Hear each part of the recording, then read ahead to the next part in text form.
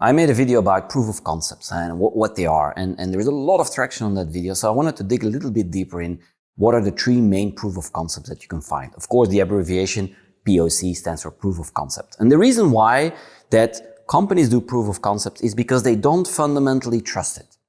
If you have a product, most of the time it's a software product, and sometimes it's a proper hardware product. They don't really trust it, so they have three ways of testing it, and there are only three ways. Number one is they want to test literally the product. Does it do what you're claiming it does at speed?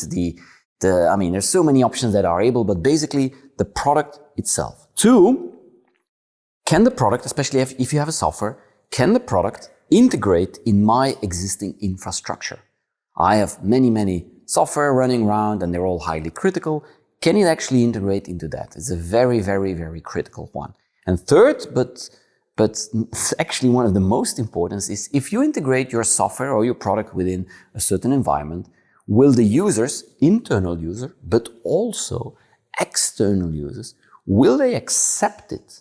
Will they like your software? Will they actually use your software? So remember there are three, it's your product, it's purely integration, and last but not least is the user acceptance. And if you take that into account, it's actually going to be fine. Now, how long does it take and what exactly do you need to do? Well, there is a section on my YouTube channel called Quick Tips. There you can find a lot more detail on the techniques on landing these proof of concepts.